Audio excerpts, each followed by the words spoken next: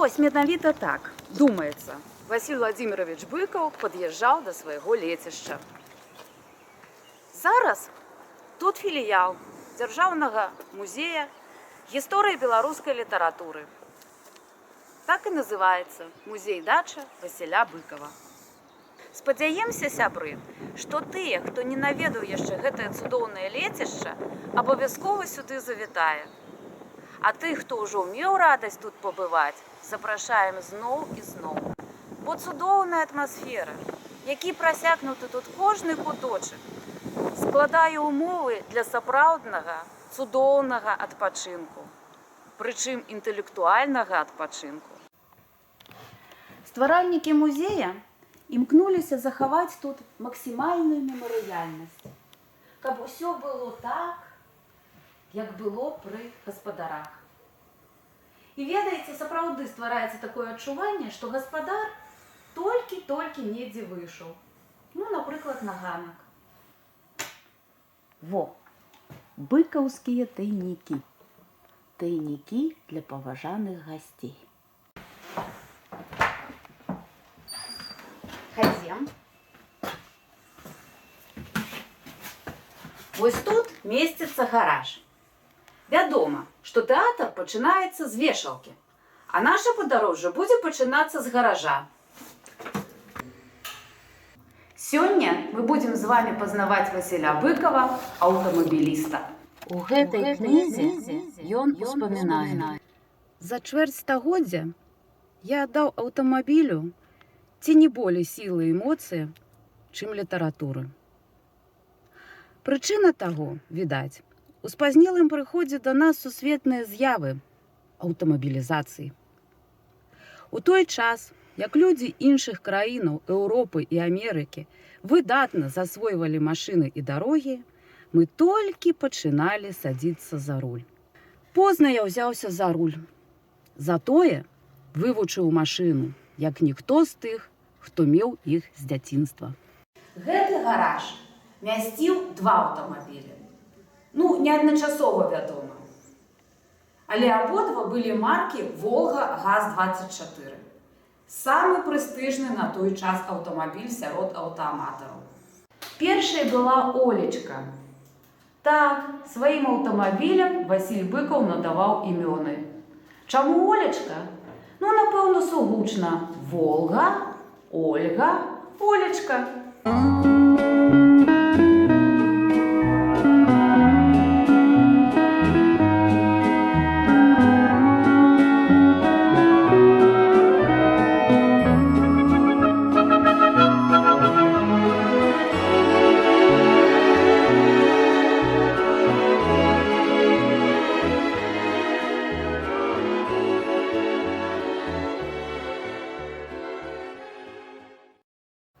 Аўтамабіль для пісьменніка быў не проста сродкам перастасавання, і тым больш ніякім не імпэтам. Асноўнай мэтай былі паездкі. Паездкі ўсюды, па Беларусі і па-за яе межамі. А для чаго чалавеку вандраваць? Вядома, каб адпачываць і пашыраць свой кругагляд. І калі гэта час ад часу патрабуецца простаму чалавеку, то што казаць пра пісьменніка, якому гэта неабходна было як паветра, таму што падчас падарожжаў ён пісаў і яшчэ раз пісаў. Але, акрамя радасці, як вядома, аўтамабіль прыносіць і шмат расчараванняў. Гэта напрамую звязана з яго тэхнічным станам. Васіль Быкаў таксама быў заклапочаны такімі праблемамі. Савецкі аўтасервіс быў складанай сістэмай, асабліва для творчага чалавека. Яго сябра, письменник Виктор Касько, успоминає. Это было страшное унижение. Человек, який володал справа, який мог ремонтировать этой машины, лечил себе звыш и письменника, и сценника. Да, менавіта так. Аўтасервіс тады ў савецкія гады выклікаў амаль што жах. Таму Быкаў з власнага вопыту засвоіў простую ісціну. Калі ты сам сябе не паможаш, дык не паможа ніхто. И он, як говорил, сам засел за подручники, засел за инструкции и выучил выучил эту машину. Ось така література у письменника. Вивчав, досконало вивчав, бо треба було самому ремонтувати автомобіль. Моделіст-конструктор. Нечто тут даже некая амфібія. Може, хотів зробити. Ну, усьо присвячено тому, ось, бачите, Порше.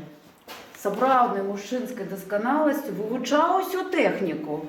Паглядзіце, вось гэтая ўся літаратура была вельмі дасканала, вывучана, усё прачытана. І сам чыніў свой аўтамабіль вось па гэтай літаратуры менавіта. Тут вось разабрацца пісьменніку. Вось пісьменніку магчыма ў гэтым разабрацца. Тут і тэхнар не кожны разбярэцца ў гэтых схемах. АБЦД. Наступны аўтамабіль Васіля Быкова ізноў Волга. Спачатку атрымала імя Ламбада.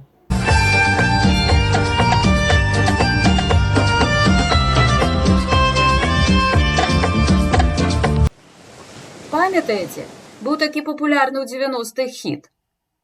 Можа, новая лялечка сваім глянцам і формамі нагадала Быкаву гэты танец? Але, як бачым, чамусьці перадумаў. Вырашыў, што будзе мужик. Олечкін братик. Оляк. На тым і вырашыў. Оляк.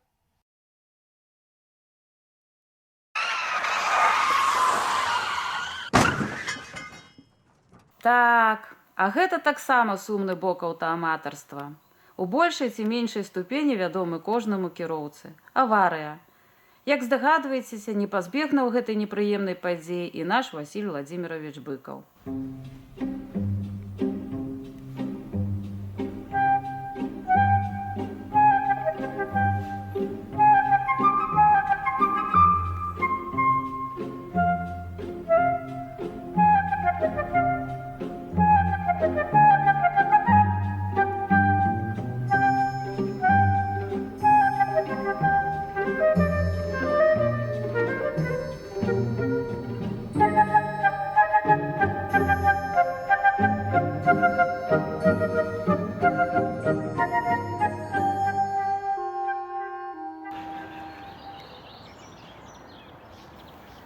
А разглядаць аварыю мы будзем з пункту гледжання суровага мужчынскага погляду. Да нас завітаў дырэктар Міхал Леонідович Рыбакоў. Вы памятаеце, якая першая аварыя была у Васіля Владзіміровича Быкова? Так, памятаю, гэта вельмі такая цікавая гісторыя і, пэўна, ніводзін вадзіцель не абыходзіўся без такіх сітуацый. Часцей за ўсё, калі ты едзеш не адзін, а з кімсьці побач, ты на яго звяртаеш увагу і крыху менш звяртаеш увагу на дарогу. Так было і з Васілём Быкавым. На той момант ён ехаў са сваім сябрам Рыгорам Барадулінам, і той, як цікавы расказчык, усё яму нешта расказваў, і на нейкі момант Васіль Быкаў больш звярнуў увагу на яго, нежели на той шлях, па якім ехаў. І толькі цудам здалося, можа, нейкаму дзякуючы правядзенню ці майстэрству таго вадзіцеля, які таксама ехаў і мог стаць часткай гэтага сутыкнення, удалося яго пазбегнуць. Вось гэты Быкаў выязджаў, так вось я думаю, што гэта выязджаў Быкаў, так, а вось гэта насустрач яму рухаўся нейкі самазвал ці грузавік. Ну так, ён павінен быў прапусціць, бо у того преимущества, а ён поворачивает. Перашкода справа у яго зліва. Не, у яго перашкода зліва, але ён ішоў на поворот. Таму ён павінен быў прапусціць, калі ён выехаў на скрыжаванне, то у яго ўзнікла перашкода справа. Тады, так? Ён падставіў правы бок. Ён павінен быў прапусціць і гэтак справа, і ты ішоў, пераязджаў па сваей галоўнай дарозе. Ну, але ж ляснуўся. Ніхто без гэтага не... Ніводны вадзіцель без гэтага не бывае. Зараз у гаражы знаходзіцца адзіны транспартны сродак. Вось гэта трохколавы ровар. Сканструяваны з двухколавага спецыяльна для жонкі Васіля Владзіміровича Быкова Ірыны Міхайлаўны. Ведаеце, калі толькі падумаеш, што да яго краналіся рукі самога Быкова, так і хочацца сесть і паехаць. Але нельга, як і ўсё, што знаходзіцца тут, ён выконвае сваю вялікую функцыю. Ён экспанат.